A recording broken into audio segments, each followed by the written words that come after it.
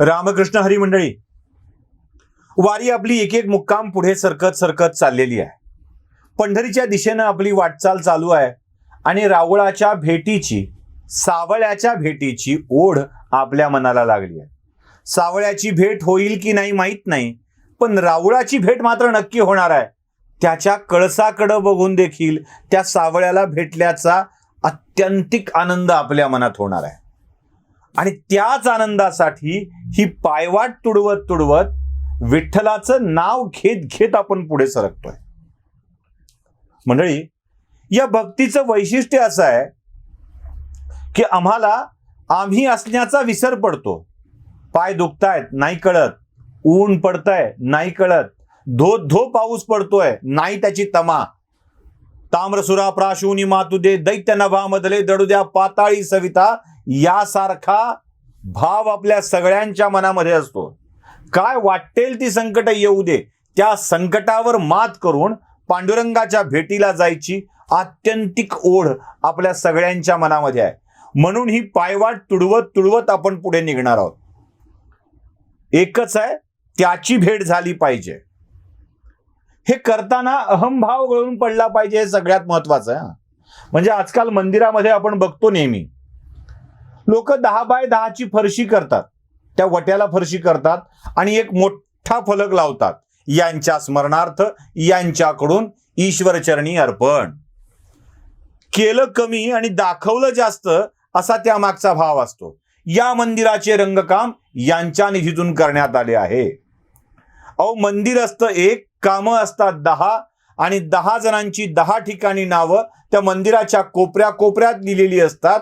आणि इथे तो मी केलं हा भाव असतो. यातला मी कोण आहे हा प्रश्न आहे मोठा. मी कोण आहे यातला मी म्हणजे हा देह, ज्या देहावरती कपडे गुंडाळलेले आहेत, तो मी आहे का? नेमकं काय आहे हे? तुकोबांनी खूप छान शब्दात परमेश्वराच्या भेटीसाठीचं माध्यम सांगितलंय, मार्ग सांगितलाय. काय बघा, देह नव्हे मी हे सरे उरलो रे विठ्ठल. देह नव्हे मी हे सरे उरलो रे विठ्ठल, म्हणूनी लाहो करा काळ सारा चिंतने. पाळनाची नाही चिंता रीता ठाव देवाचा, तुका म्हणे जीवासाठी देव पोटी पडेल. हे असा मीपणा मिरवत देवाची कृपा आपल्यावर होईल असं ज्यांना वाटतं त्यांच्यासाठी तुकोबांचा हा अभंग आहे. हा अभंग कळला का? मी पुन्हा वाचतो, पुन्हा बघा. देह नव्हे मी हे सरे उरला रे विठ्ठल, म्हणूनी लाहो करा काळ सारा चिंतने. पाळनाची नाही चिंता रीता ठाव देवाचा, तुका म्हणे जीवासाठी देव पोटी पडेल. कळलं असेल तर ठीक, नसेल कळलं ना तर जरा उलट वाचूया, जरा हे उलट समजून घेऊया आपण, मग कळतंय का बघूया. आता उलट कसं समजतं, म्हणजे प्रत्येक वेळीच उलट समजतं असं नाही, पण ज्या गोष्टी सरळ समजत नाहीत ना त्या उलट्या करून सांगाव्या लागतात. एक कवितेचं उदाहरण तुम्हाला मी सांगतो. ही कविता आहे पण जरा थोडीशी आध्यात्मिक ह्याच्यावरची ही कविता आहे. आशयाच्या अंबराने शब्द माझा टंच व्हावा, कोरडा माझा उमाळा रोज माधुर्यात नावा. स्पंदने ज्ञानेश्वरांची माझी या वक्षात व्हावी, इंद्रिया वाचून मीही इंद्रिये भोगून घ्यावी. नाही कळत लवकर, शब्दांचा अर्थ नाही लागत, नेमका भावार्थ काय नाही समजत. आता आशयाच्या अंबराने शब्द माझा टंच व्हावा इतकं कळलं, पण हेतू काय आहे जरा उलट वाचूया, बघा लगेच समजेल. इंद्रिया वाचून मीही इंद्रिये भोगून घ्यावी. आता इंद्रियांच्या शिवाय मला इंद्रिये भोगून घ्यायची आहेत तर काय करावं लागेल बघा. काय पाहिजे? स्पंदने ज्ञानेश्वरांची माझी या वक्षात व्हावी. ज्ञानेश्वरांनी जी स्पंदनं होती ती माझ्या वक्षामध्ये वाहिली पाहिजेत. मग इंद्रिय वाचून इंद्रिय भोगून घेता येतात. ज्ञानेश्वरांची स्पंदने काय होते ते? आता विश्वात्मके देवे येणे वाग्यज्ञ तोषावे, तोषोनी मद द्यावे पसाय दाण आहे. जे खळांची व्यंकटी सांडो तया सत्कर्मी रती वाढो. ही ज्ञानेश्वरांची स्पंदन आहेत, ही ज्ञानेश्वरांची स्पंदन आहेत. आणि ही माझी या वक्षात वाहू लागली की आपोआप मला इंद्रिया वाचून इंद्रिय भोगून घेता येतील. आता ही स्पंदने माझ्या वक्षात व्हायची असतील तर काय करावं लागेल?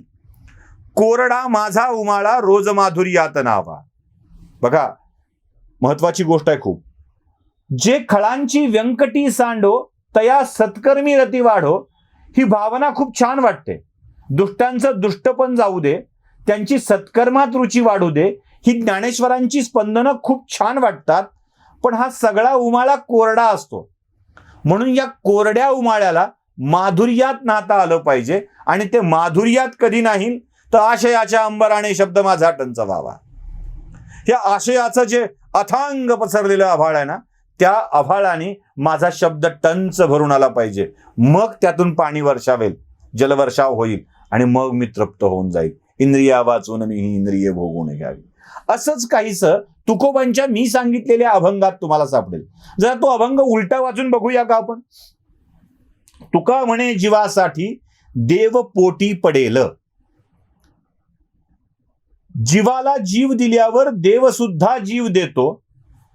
त्याच्याला जीव अर्पण केला की तो सुद्धा तुमच्या पोटी जीव द्यायलाच येतो, जीव होऊन येतो. अगदी शब्दशःच वर्णन करायचं ठरलं तर देवकीच्या पोटी तो आला, यशोदेच्या पोटीही तो गेला, यशोदेच्या पोटातही तो गेला, म्हणजे प्रत्यक्षात गेला नसला तरी यशोदेच्या वाट्याला तरी तो आला, कौसल्याच्या वाट्याला तो आला. जीव दिला देवाला की तो जीवाच्या बदल्यात जीव देतो, हे लक्षात ठेवा. तुका म्हणे जीवासाठी देव पोटी पडेल, पालनाची नाही चिंता रीता ठाव देवाचा. त्याच्या पालनाची चिंता करू नका. कुणाच्या? आता पुढच्या उलट सापडेल, वर सापडेल अजून. पालनाची नाही चिंता रीता ठाव देवाचा. पालनाची चिंता करू नका, फक्त आणि फक्त देवाचा ठाव तुमच्या मनामध्ये असू द्या. त्याच्यावरची ओळ काय? मनऊनी लाहो करा काळसारा चिंतने. पाळणाची चिंता करू नका. कुठले बळ? मनोनी लाहो करा, घाई करा, पटकन करा. देवाच्या चिंतनामध्येच तुमचा काळ गेला पाहिजे, दुसरं कशात नाही. आता पहिल्या ओळीवर येऊया. देह नवे मी हे सरे उरला रे विठ्ठल. बघा, आता इथे सापडत. आता ही ओळ पुन्हा सुलटी समजून घेऊया. देह म्हणजे मी नाही. हा देह म्हणजे मी नाही हे पटलं. सरे म्हणजे संपलं गेलं असं नाही. हे पटलं. हा देह म्हणजे मी नाही हे एकदा मनाला पटलं की उरतो तो फक्त विठ्ठल, उरतो तो फक्त परमेश्वर. एकदा मनाला हे पटवून द्या की हा देह म्हणजे मी नाही, ज्याचा गवगवा मी करतोय. फरशी लावल्याचा गवगवा, रंगकाम केल्याचा गवगवा, ट्यूब लावल्याचा गवगवा, लाइटिंग केल्याचा गवगवा, कलर चढवल्याचा गवगवा, हे सगळं मी माझ्यासाठी करतोय. हा देह म्हणजे मी नव्हे हे एकदा मनाला पटलं की उरतो तो विठ्ठल. आणि विठ्ठल विठ्ठलासाठी करणार असेल तर गवगवा काय करायचा.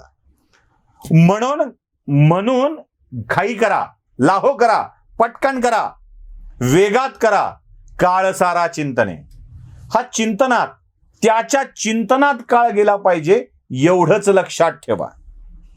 या देहाच्या पालन पोषणाची चिंता करू नका, फक्त देवाचा ठाव असू द्या. मग बरोबर तुका म्हणे जीवासाठी जीव देव पोटी पडेल. मग तुमच्या जीवासाठी देव तुमच्याकडे येईल.